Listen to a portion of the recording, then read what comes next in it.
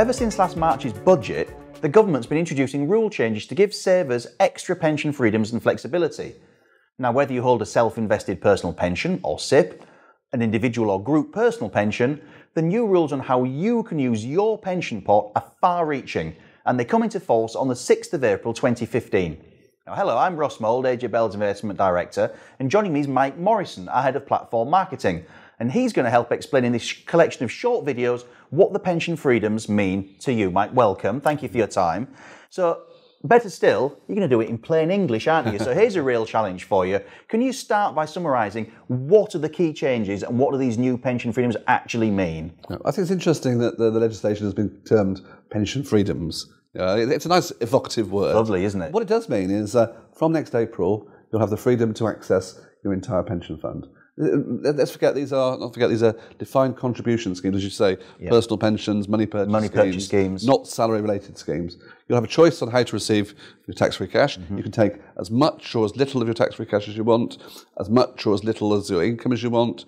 Death benefits are more tax efficient, and I think because of the complexity in the whole arena, the government have committed to giving a degree of free guidance. Okay. We mustn't confuse this with advice. No. This is just guidance to try and point you in the right direction, and it's up to you then to choose how you make those decisions. Okay, so there are some big decisions coming up because of these big changes. I mean, it does all sound very exciting. The word freedom, as you say, is very liberating, dare one say. I mean, is there a risk or a danger that people get overexcited, and to use that phrase that Pensions Minister Steve Webb used, which he'll probably take with him to his grave, will people dash out, take their pension pot and go and buy a Lamborghini with it, or do something that might not be the most sensible decision for the long run?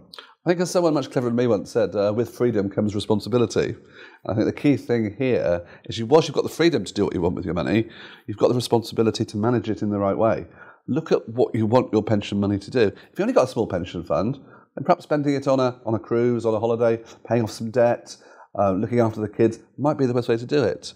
Alternatively, if you've got a medium pot, and you need that to sustain your income, supplement your income for the rest of your life, do it properly. Then a lot will come down to keeping the investment portfolio and how you structure that portfolio, the type of investments that you put in it, and so on. And the only person that's going to benefit, the only person that's going to suffer are you and your family.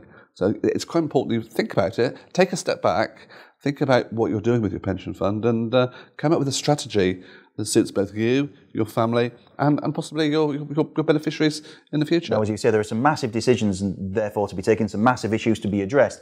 You said that the government is going to be giving some help. Hopefully we will be in these next few videos, but what's the government actually be able to do for people in terms of guidance, not advice? Right. There's been a commitment that everybody will be entitled to a guidance session.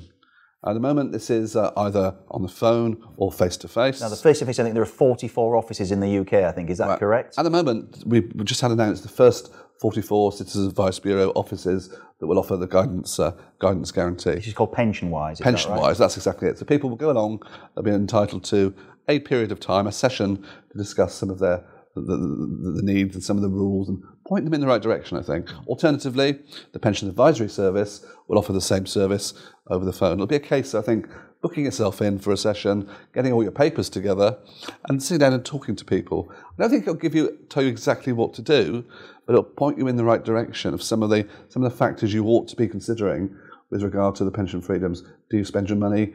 Do you take out a pension for life? Do you earmark money for certain causes? How risk averse are you? What sort of investments do you understand, etc., etc. So for me, it's a guidance service that's going to point you in the right direction, and then you can make your decision after that as to what you do. Now, in the next selection of short videos, what we're going to be doing is talking you through some of these big issues. The next one, however, will just go through some of the basics on pensions, right down to what age you need to be before you start thinking about these big issues. So click on the next video, and we'll be back with you in a moment.